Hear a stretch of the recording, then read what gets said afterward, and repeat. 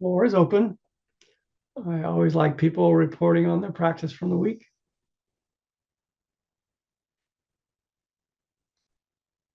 Or anything they've kind of come up against.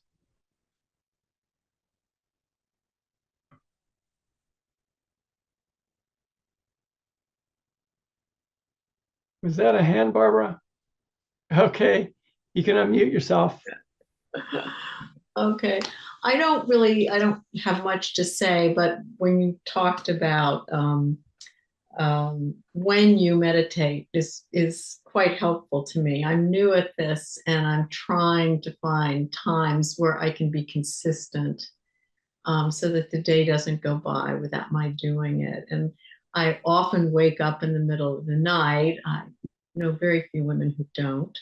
And, it's the 3 o'clock waking. And I do try to meditate then somewhat successfully. I'm often unsuccessfully spinning at that time.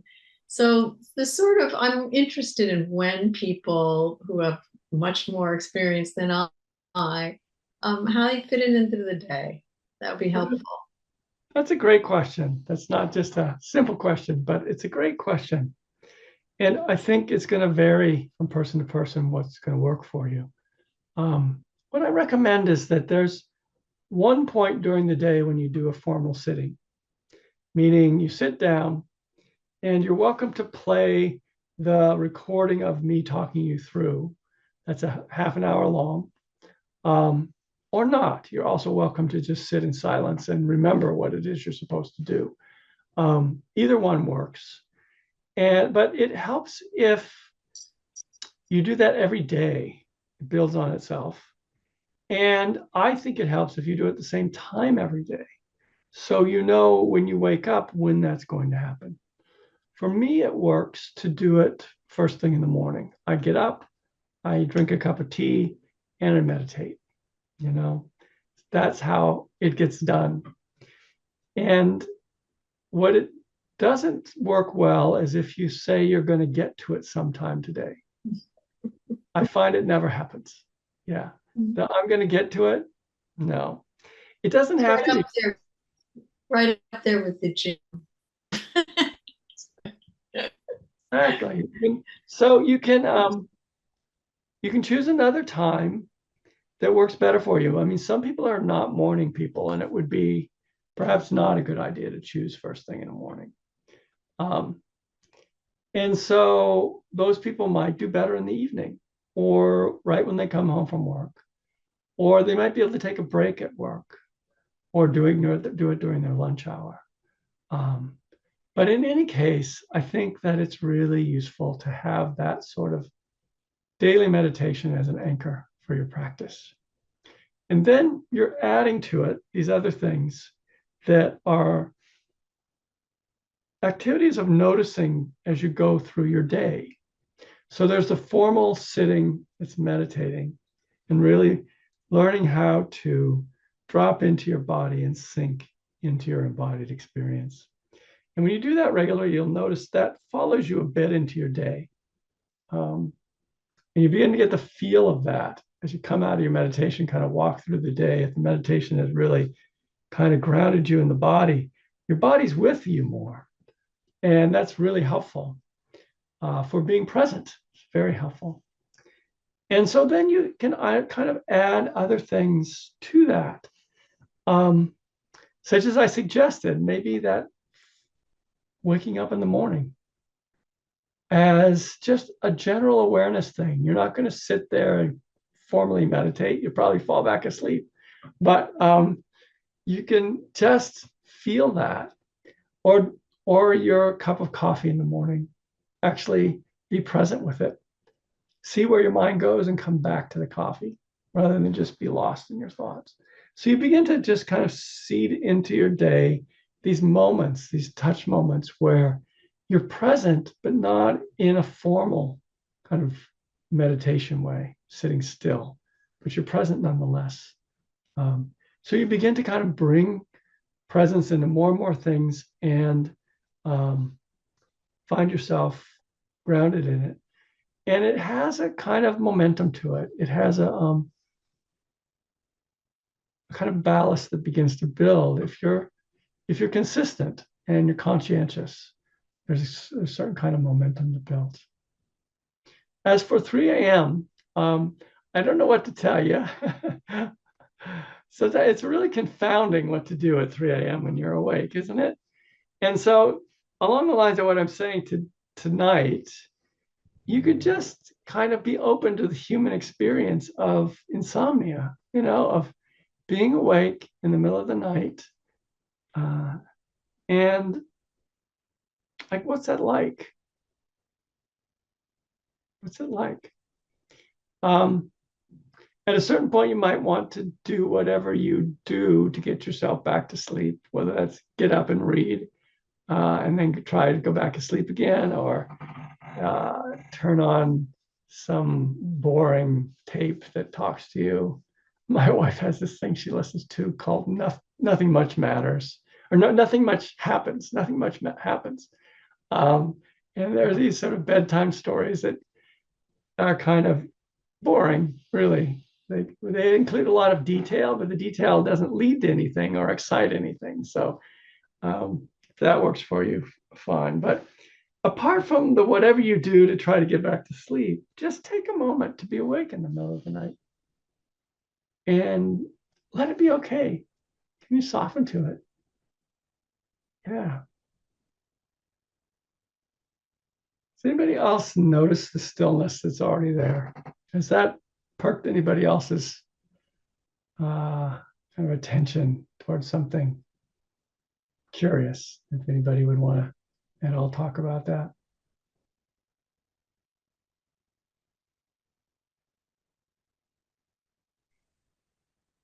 Julie or Bob, whoever's It was me. here's you. All right. Um, yeah, I was playing with that this week because, and the way I was doing that, we talk about the stillness. It's almost like sort of the only word that comes to mind is a quality of something. And how I would sort of play with recognizing that would be first closing my eyes, which made it easier to come in and sort of or in recognition of that, then opening my eyes, but seeing if I could still be in touch with that and some way to carry it forth into the day. Because it was uh, noticing before you even asked that question, I was just going to mention that I was noticing all week in the sitting practice of how often, especially at the beginning, it's how visually oriented. It's like my mind wants to overlay a movie of just even what it looks like to be sitting here, you know, or the dog that's walking by me. Maybe you saw, maybe you didn't, but there's a movie Yeah. that's creating that, that and seeing that, um, and then noticing sort of I call it like the 1-2 punch. Like there's that initial like, oh, okay, there's that movie that's happening. That isn't so disturbing. It's this other thing that's like, um, doesn't want that to be happening. Mhm. It's like a That's little not bit, disturbing. Yeah.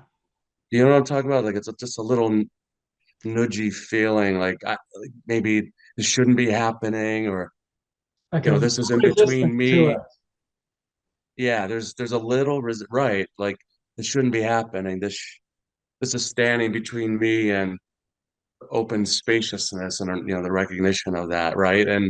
And then you're locked in sort of in that, or I can be sort of in that, tied up in that until it just relaxes. Exactly. Yeah. Yeah, You create a problem out yeah. of it. Yeah, all swirling up without really my intention or control. Yeah. Um, when I noticed that, right, even just thinking about it now. Maybe that speaks to your contemplative suggestions. It does offer me the opportunity to be, merciful on myself, and trying to carry this forth in much more difficult circumstances and just simply sitting in the quiet of my home before anything has happened. How Mhm. challenging and difficult it is and can be, and especially in those moments when there's that one too, that little judgment there that's like, man, why are you still getting caught up so easily and lost in space here Yeah, so easily? Um, it actually is helpful to stand back and see, like, wow, that's a powerful process that I have going on that I imagine most of us do. That yeah, it's challenging for sure, challenging to take this forth into the world that, I live in, that we live in. yeah. So But that spirit of anyway, mercy is yeah, powerful. Yeah. Even in the face of yeah, the judging mind, the mind that comes in like, geez, you're still doing this? you know, that's right. having That this that reaction. right. Yeah. Even to be merciful towards that, it's like something in you thinks it's doing you a favor by criticizing you.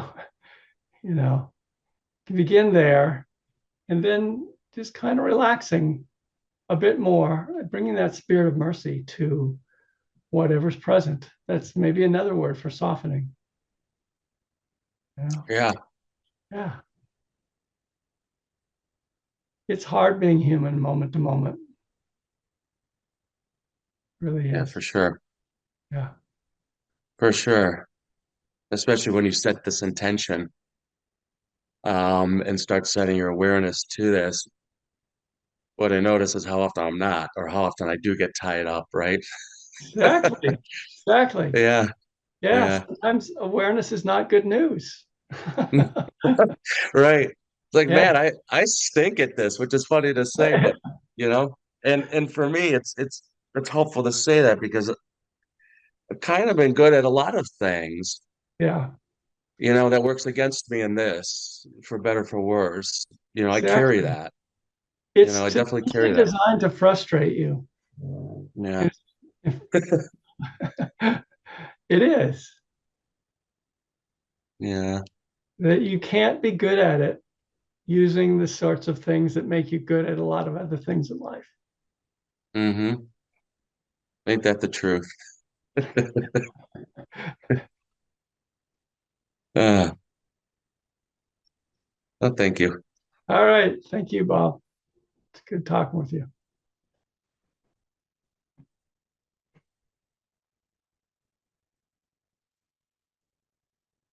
All right. Which other of you humans out there would like to come into dialogue?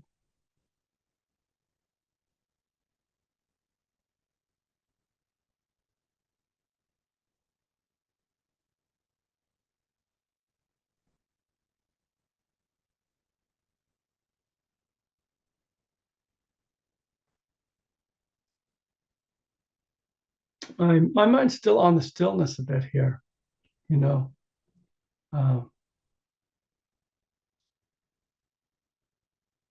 for those of you who, may still not quite know what we're pointing to here, um,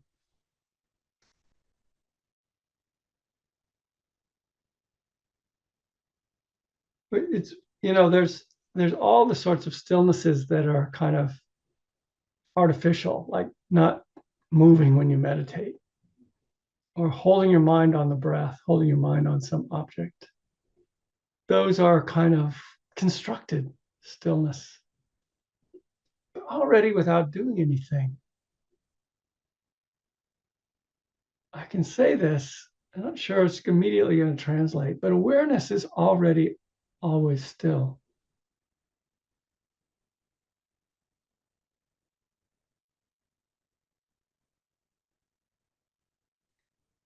It's like you can be walking down the sidewalk and be so resting in awareness and just openness that the sidewalk's kind of moving through and behind you. Trees are kind of moving through and behind you. But what you are is this stillness of noticing.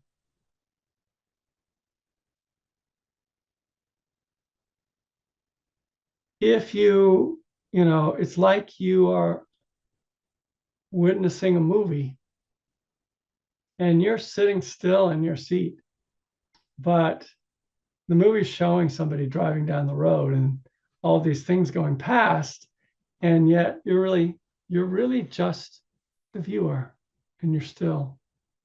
But it creates this illusion of all these things happening. So right at the heart of experience, there is this stillness that's always already here in the very nature of awareness. It's like the room that everything walks into. It's what you are. You're like the room that every moment walks into and does its little dance and moves on almost before you've noticed it in this stream of events we call living. But that room that everything's walking into is you. It's your awareness.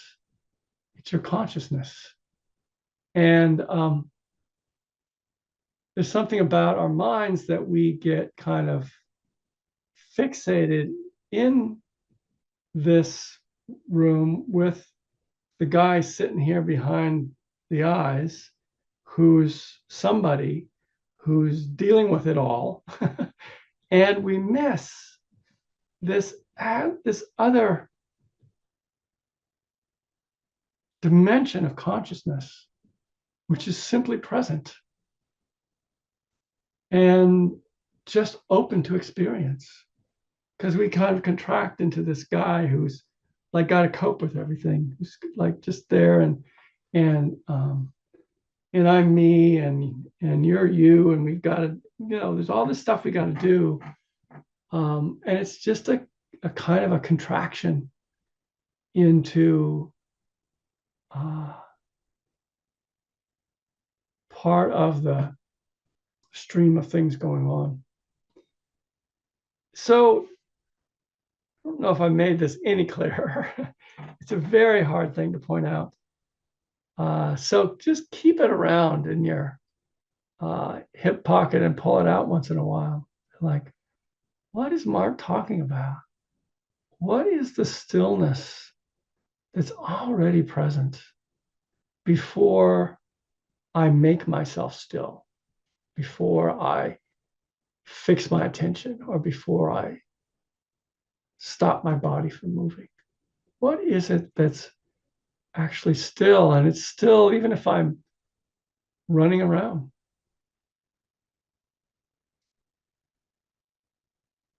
So, and if anybody has a better way to describe it, who's beginning to get a glimpse of it, that's always welcome, because your own descriptions of it, in addition to mine, help everybody.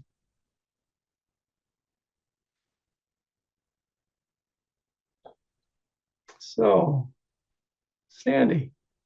So my take on that for today was like as you're talking, I'm like, yeah, that was my day. Like I'm rushing from here to there, and like I'm trying to deal with all this paperwork, and things aren't going right for the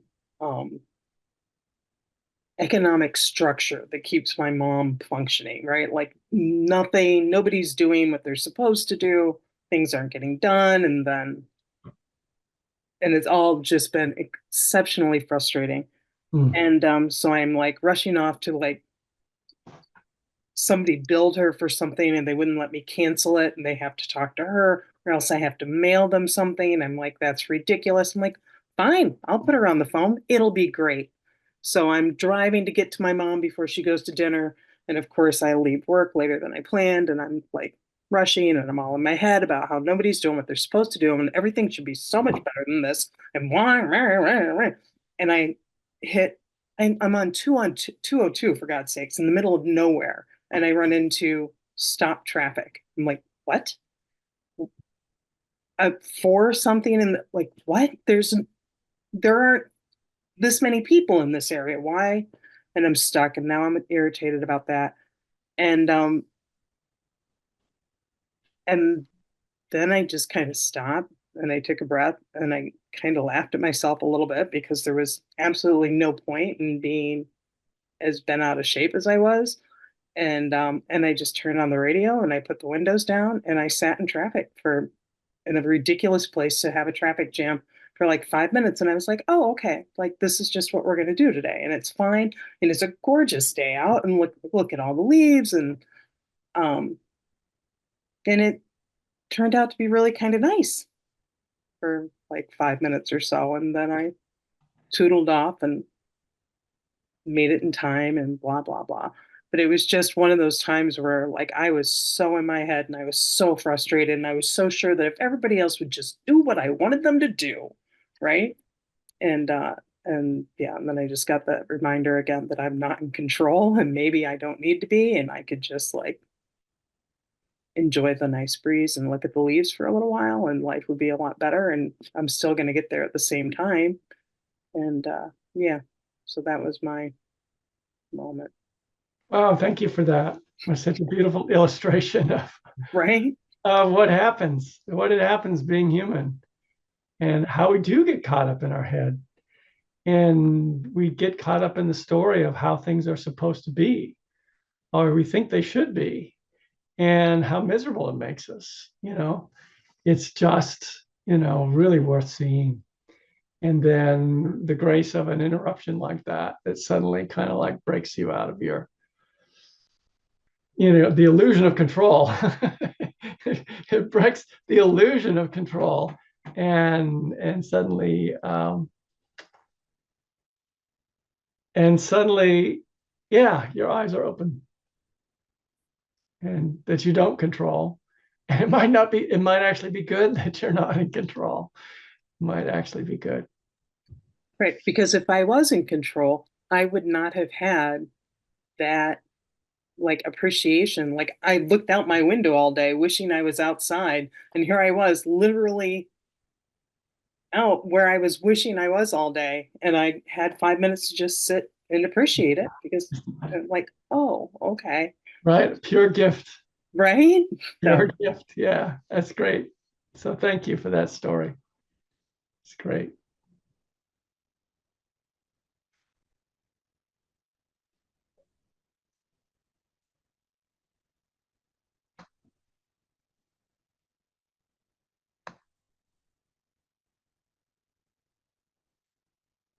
All right. Who else is out there? Can tell us about the world of applying this in their lives.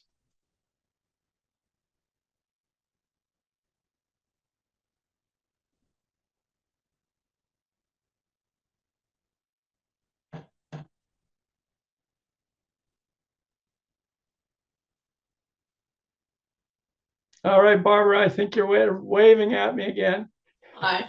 What you can do is just unmute yourself and you float to the top of my list. And Okay. that's Okay. really all you All have to right. do. There is an artificial hand you can raise down at the bottom. You don't actually need to know that. Unmuting yourself works just as Yes, well. some Zooms I see it and some I don't. So yeah. No, I was just thinking, and it's related to the last very nice story. I'm just thinking about what you said about, we were talking about waking at 3 a.m. And I was thinking, it was very helpful because I was thinking, okay, what I've tended to do, because this kind of waking can then affect the whole of the next day. It can make things hard. And instead of just, I've gotten into this thing of, it happens. And then I was just like, oh no, here we are again. And, there's sort of a doom thing and just despair. And I was thinking, there's a sort of reframing that or something into, here we are again. There's a, hello, there's a kind of I mean, there's a different way of responding to it. Mhm. Yeah. It And doesn't need to be the doom, scroll. it doesn't need to be. One of the things that can be helpful is to recognize that the doom narrative is pretending to know what's going to happen in the future when it really doesn't know. You really don't know how the day's going to go when you're awake in the middle of the night at 3 o'clock. You're right, it does affect the next day, but you don't exactly know how. You don't know how it's all going to go down. And that's kind of just the essential openness that's helpful. Well, okay, this is it. This is awake at 3 a.m. and see if it's possible not to create a story about it being bad, about it ruining your day. See if it's just possible to let it be what it is. Mhm.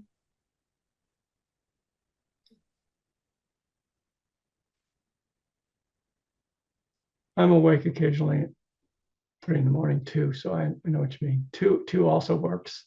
2 a.m. works. It's the time to be awake for no good reason.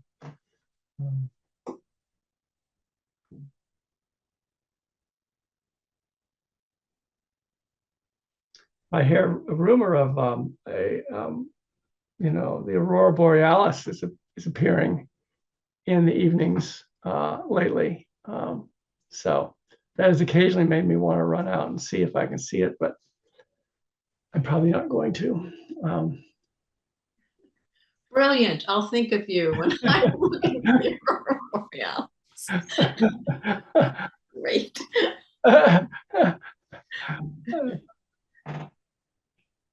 All right. Thank you, Barbara.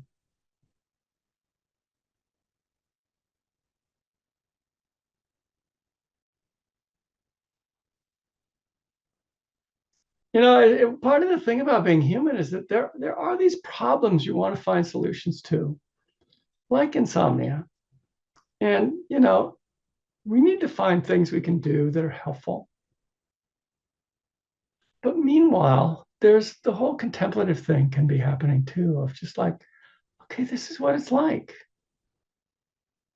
This is what it's like. For me, it's something that goes with aging. I don't sleep as well. I think that happens to many people, something about the aging brain. And, this is what it's like. It's probably not my personal affliction. It goes on with a lot of other people. And so even as you look for solutions, there can be a place that can be soft to it of, okay, this aging isn't fun. It's, it's not going to go any better necessarily the older you get. So I think that just being willing to experience it is huge.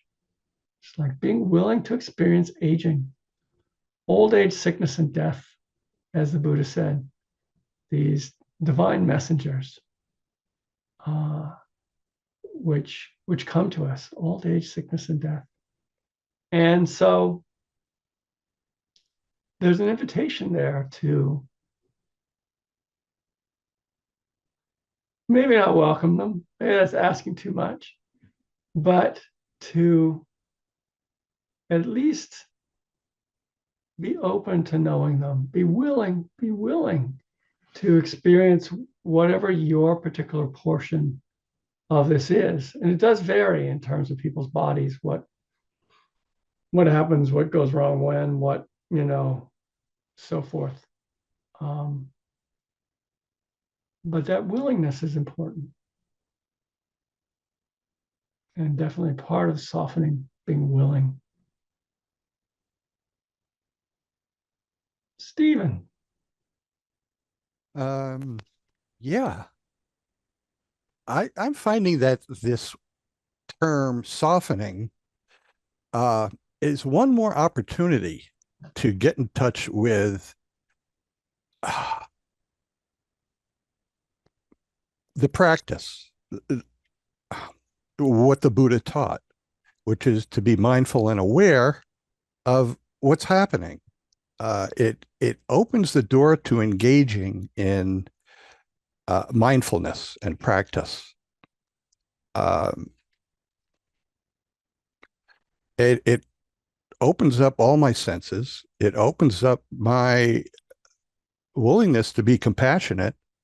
It opens up my sense of appreciation for using the word softening, because it leads towards uh, becoming aware of, what's going on in the mind and the body, and enabling me to recognize different mind states, different feelings. And I think it's just a wonderful opportunity to create acceptance. And one thing that I've noticed is that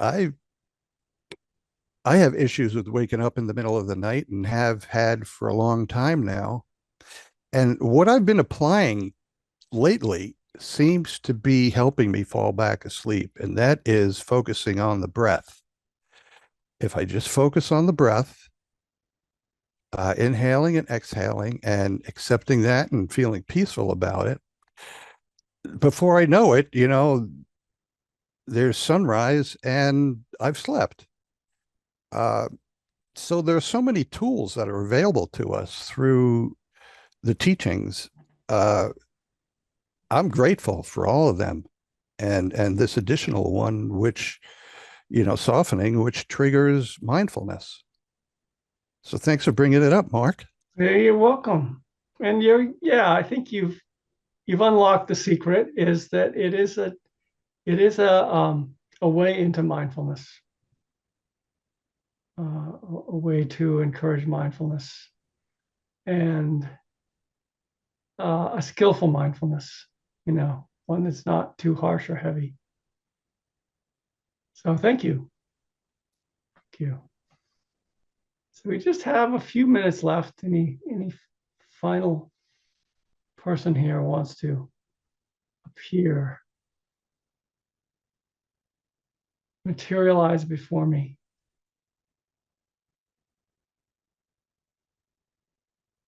I gotta say, this whole Zoom thing is so weird. It's become so normal, It's become so normal. Isn't that weird? Isn't that weird?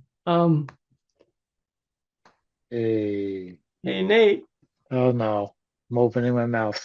Hey everybody. Um, so over the weekend, I was at my folks in Northfield, and wow, what a beautiful weekend. Uh, doing some work up there, uh, closing out for the summer. And I have these instances where I'm a shallow breather, right? And it's not only just this term softening, but like other classes I've taken in the past, just practice in general. But specifically when it comes to softening, I like tell myself that I need to breathe deeper. With the air being so clean and clear, well, clean, but at least clear, not as humid. And just taking the time to just do something as simple as that, to just take in a big breath. And there's something about it that just really puts me at ease. It's like, okay, yeah, I am breathing. Because I go through my day, as I've said before, just kind of in a rush, inundated by all the stimuli of the world. And it's like I just go through it so fast. I don't even have any memory or experience of it. And I know I'm breathing, obviously, but sometimes it just doesn't feel like it. So um, being able to just to take the time to tell myself to breathe deeply and just press the pause button for a bit. And another interesting thing that I've been toying with, and it seems to be happening more and more, is that whatever I'm doing, I have the thought, or rather the question I ask, who is it that's looking through these eyes? And for whatever reason, like when I go to the like who is actually seeing what I am doing, it makes the whole experience just so much more vivid. And I'm just in tune to it. It's like who is actually doing this? Who's actually looking at you all? Yeah, try it out. I don't know where I was going with that, but Doesn't matter. Beautiful. I'm enjoying the report of what you're applying. That phrase that I suggested, I don't know which class that was last year, about who's looking through your eyes. It's a powerful one, really powerful one. And of course, the breath, finding the breath, it's the simplest thing in the world. It's so powerful, to consciously breathe and to bring you back to the present moment. So powerful. So thanks for the report, Nate. So we'll talk next week, and have a good week. Keep applying what I'm talking about this week. Expand it out to some dimension of your life where you can just, see what it is to be human, the feelings of being human, and come back and tell us about it. All right. Be well, everyone.